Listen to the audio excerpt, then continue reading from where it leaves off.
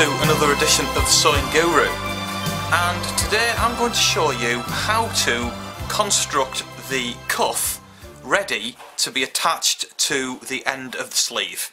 Alright, now I've already constructed my cuff, alright, and as you can see, this here is the end of the sleeve part, alright, where you did in the video before. So we've got here the pleats, the opening, and when this is lying flat, the cuff end should lie exactly the same as this sleeve part here, except the sleeve will have your seam allowances either side, alright. Now if I show you now the pieces that you would have got from your pattern, alright, I've cut these out because I'm going to show you how to construct this now. These pieces, if I lay them, the actual unfinished piece, it's exactly the same in length with no seam allowances, yeah, as the bottom of the sleeve. So then when you construct this, then you have the seam allowances appear on this end of the sleeve.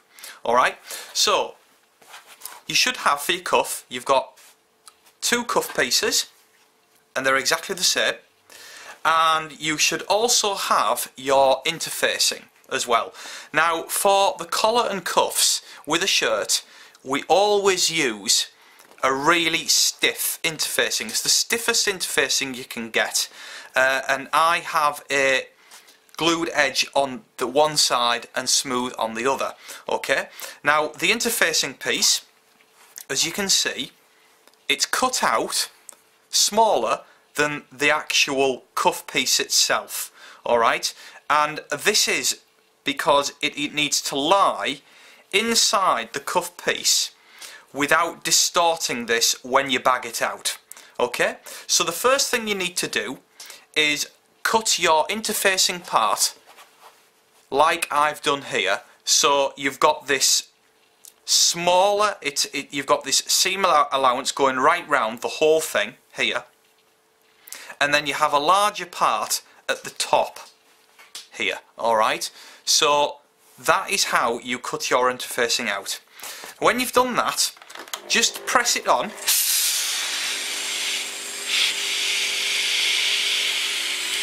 Just press that onto the fabric. Just turn that over and just give that another press here. Okay, and just make sure that it's glued on, like so. And obviously you're going to be doing this for both your cuffs. Okay, now they're identical before you put your buttons and buttonholes on. What makes them different is that you would have a mirror image with your button and buttonholes. Alright, but when you first do this, they are identical. Okay, now I've just done that, and the next part, what you need to do is this top part of the cuff, just turn this over like so. Now again, this should be marked on your pattern exactly where this seam allowance is going to lie, okay? Now, so just bend that over first of all on your fused part of the cuff, and the first thing what you need to do is we need to stitch inwards near the edge of this seam here, and we just need to do a row of stitching from here all the way along to this point here. Right, when you've done that, you should have top stitched along here, catching this in. Okay, as you can see, if I bring this closer, you can see my top stitching right along here, you see, right on the top. Okay, so when you've done that, just give it a bit of a press. Press that down. And the next part, we're going to be attaching this part, which is not fused, onto this part here. So you should see the interfacing facing you. Okay? Now, you need to fold this top part inwards, like so. Alright? So just press that down, like so, and put a pin just to secure that in there, and do the bottom the other side as well. Okay, making sure that this is all aligned here. Okay, so just make sure, press this right along, make sure it's tight. What I mean by tight, make sure it's tight against this edge here. Okay, so just make sure that it's tight against that edge. And again, just to secure, we're going to put a pin in here, like so. And also put a pin here. And the next part, what we're going to do now is we're going to be stitching from here right round all the way along to this point here, and you are stitching around just beyond the fusing. Okay, so you're using your fusing as a guide. Don't stitch on the fusing, stitch just beyond it. Okay, so here's your fusing, that's your line round there. You need to just stitch just beyond that fusing there, just on this side here. So you can use your fusing as a guide, and you're stitching from here round to this point here.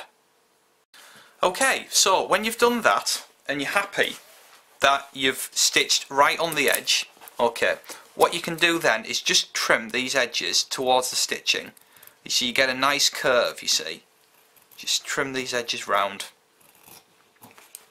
like so, and then on this side as well.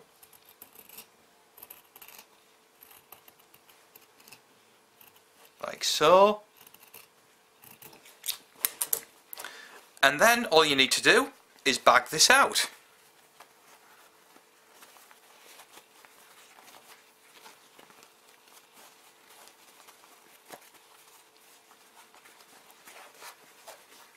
Like so. You should end up with a really, really nice, real nice cuff. Press it down.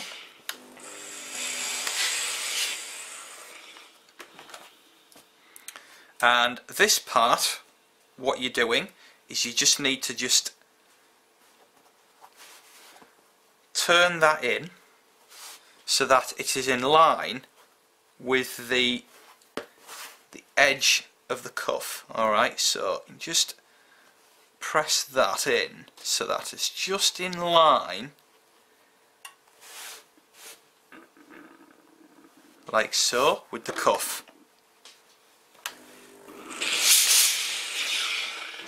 And do that right along.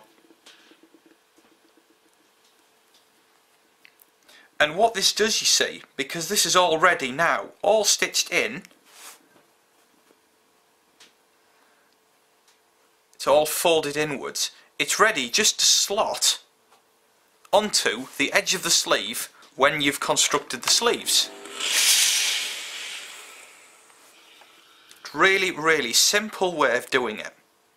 Really nice, simple way.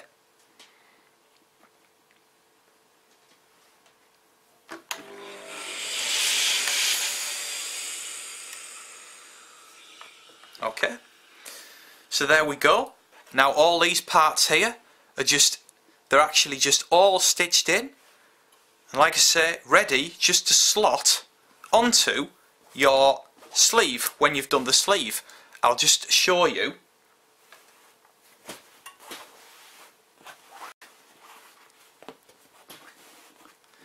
Here, see, this is the cuff that I did before, okay, and what it does is it just slots onto there like so. Really, really, it's just so simple to do. Okay, so now that you've constructed this cuff part, the next part what you need to do is then position your button and buttonholes into the cuff. Now you'll know where you'll put those. Like for instance here, I've got the buttonhole here, and then the 2 buttons on this side, which you can do the same, and again you're going to make your other cuff piece a mirror image to this one, okay, so that you've got a pair of cuffs. Okay, now this cuff is now ready to be attached to the sleeve, which I will show you in the next video.